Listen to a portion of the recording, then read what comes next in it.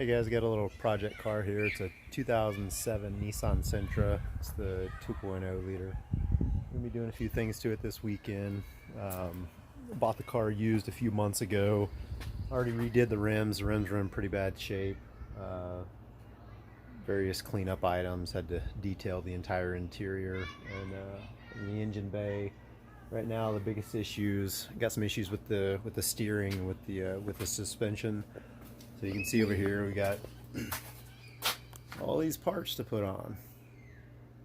We're going to start with the subframe bushings. That's probably going to be the hardest thing because the subframe, to get to it, it's a pain in the butt. You got to keep the car high off the ground, get some maneuver space underneath it. And I don't have a lift, so we'll see how that works out. Going to get new control arms on because all these bushings are bad. Figured it was easier than pressing in new ones, and it's kind of an older car anyway, so why not? Also going to replace all the transmission and motor mounts, or at least 4 of them. This mount right here, it goes on the passenger side of the motor. It's actually cracked. We'll take a look at it here in a little bit, but and then of course all the tie rod ends, or both tie rod ends, and both inner tie rods. I'm also going to replace those while I've got everything pulled down. So I got some strange stuff going on here. Got the car all jacked up. Put the tire under there just as a added safety measure. Still got the jack under there.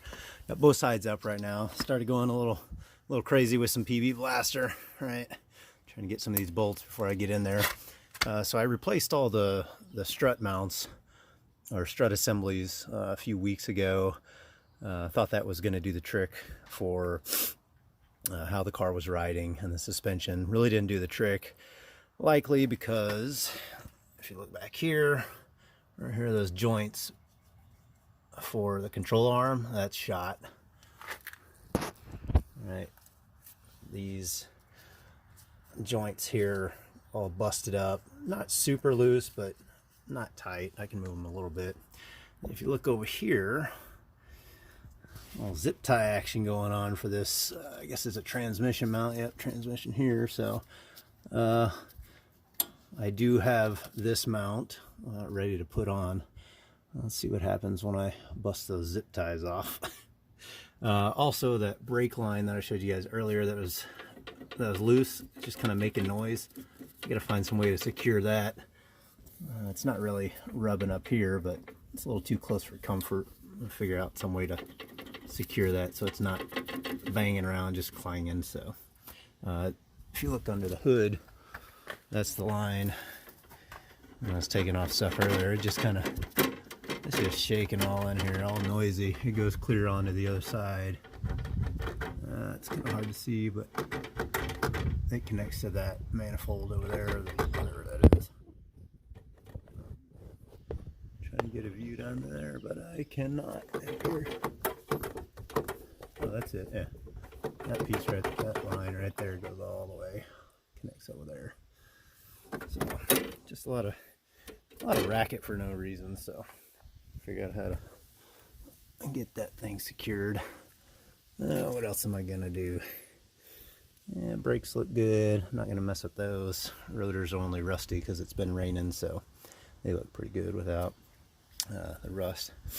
And I just recently had to redo all these lug bolts. Everything else looks okay so far.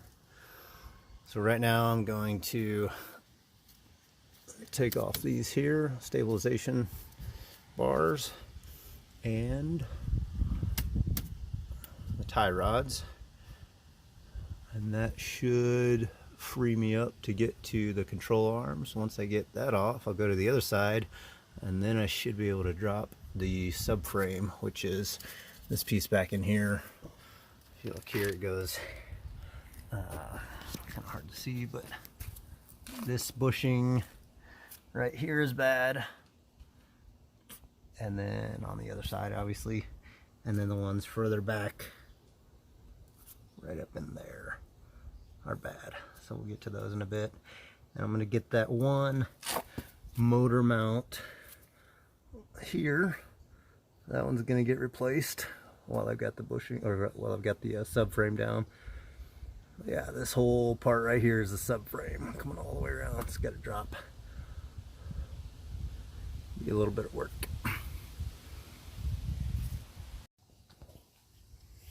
All right, here's that upper motor mount that I was talking about. It's on the driver's side. Connects with a couple bolts right here and here, and one up under there, so I'll have to take off the cover, and then one down here, and you can see right here it's broken. Yay! So that's a piece that connects to the motor, but then here's the actual rubber piece that absorbs everything. So I'll likely take off these two bolts, those two there, these two here, and I may have to remove the coolant reservoir, a couple little screws just to back it out of there without having to worry about these. So coolant reservoir is going to have to go, so I can back it out this way.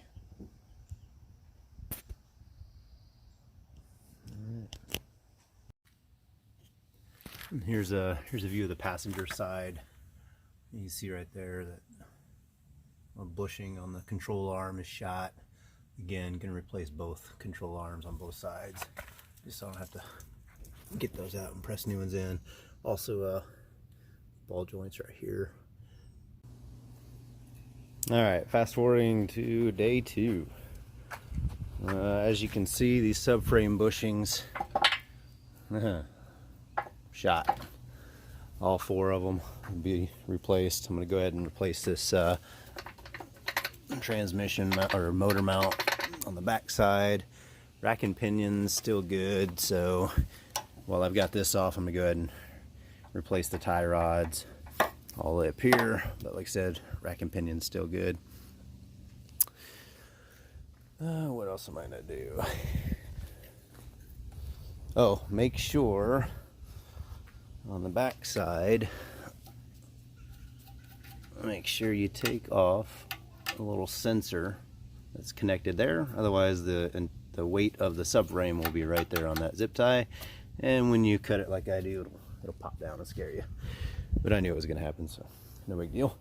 Hardest part of getting the control arms off was this little pinched area right here.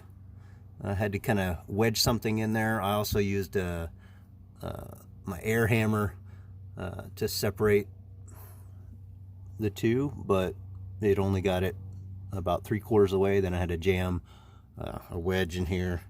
I had to use a pry bar. I was able to get in there and kind of pry and then hit down with a hammer. So that was the toughest spot. I even let the bolt on the other side was pretty well frozen up in there, so it was kind of difficult, but got her done. My plan is to heat up the outside around each one of those bushings while this subframe is upside down, expanding the metal around them, bang them out, and then bang the new ones in while it's still hot. So we'll see how that goes. After I do that, I'm going to replace the stabilizer bar bushings just while I'm up underneath here. They're pretty cheap, and like I said, the tie rods. So here we go. Alright, so I got the first rear one off. What I did is heated up the outside to expand it, and use this it's a 1 5/16 socket. It's an old socket, not even mine, but found it. It's mine now. Fits in pretty good. All right. Trick is to get that this piece right here, this thin walled piece. You got to find something that'll hit the wall on the inside of that. I hit it with some PB blaster before I heated it up, and that seemed to help loosen it up. And I also grabbed it with these big channel locks right here and kind of twisted as I was banging down. So I'll show you what I did over here. Let's see if it works.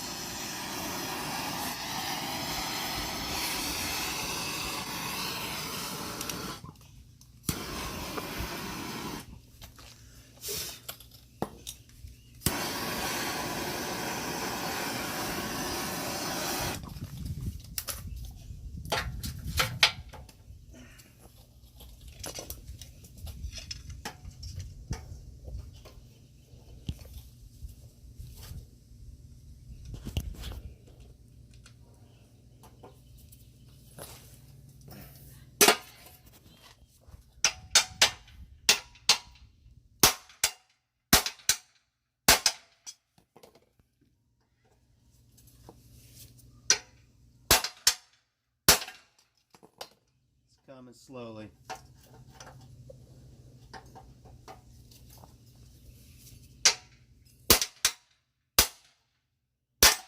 There it is. And once I get all 4 done, I'll clean out the inside, put a little bit of grease on the new ones, and press them in. But again, I'll wait until I get all 4 of them done so I can flip it over. Be easier pop them in from the other side.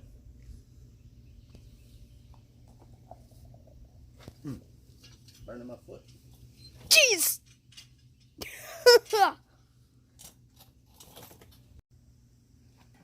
Alright, fast forward a couple hours.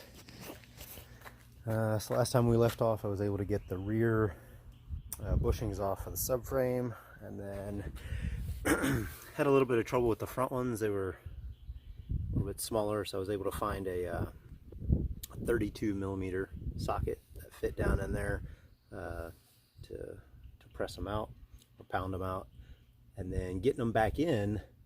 The front ones went on pretty easy, and to get them on, all of them use the front and back both are able to be pounded on with a 1 7/8. Got this 1 7/8 socket, 1-inch drive, fit real nicely over it. Got that outer edge, so it didn't do any damage to the actual bushing. So boom, that worked.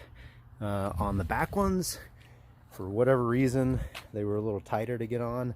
I had to, the trick that I found, I took a piece of wood, and I was getting a little bit of vibration because I didn't have something straight underneath it. So I just took this 2x4, and well, no, it was a different 2x4. You'd see the marks that it left, but went straight underneath this column, directly underneath, and didn't double the wood or anything, because I tried doubling.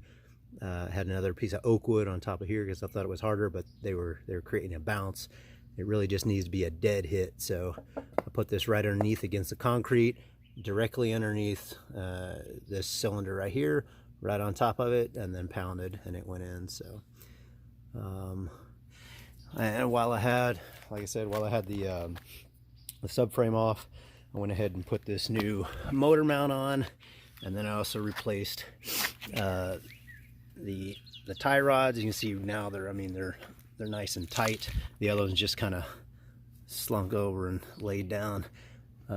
New tie rod ends on both sides, and then went in and put these I guess they're called sway bar brackets or sway bar extensions, whatever.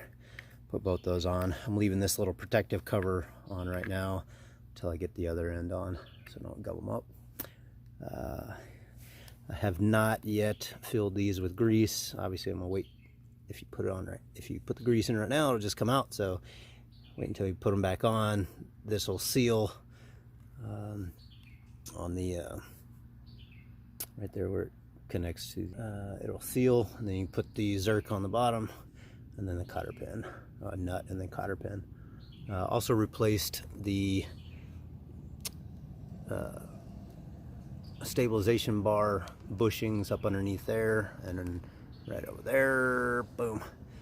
At first I thought they were too big, but I guess the old ones are just worn down. So when you first put them on, these bolts are going to be sitting pretty high, and then once you get them tightened down, it compresses everything down here so it doesn't sit so high. And put a little bit of lithium grease, like somebody recommended online, up inside of these bushings, just to keep them from squeaking. And that's about it. I'm gonna start putting everything back together. Make sure I don't know if it's bad to get water in there. I tried not to. There's a little bit, so I'll get that cleaned out. Probably not a good idea, but yeah, rack and pinion, I tested it. Everything's smooth, so not gonna mess with anything there. What else do I gotta put on? Got 2 more motor mounts, so these will both go on later. And this one motor mount right here will go on once I get this is on the driver's side, so it fits right up in here.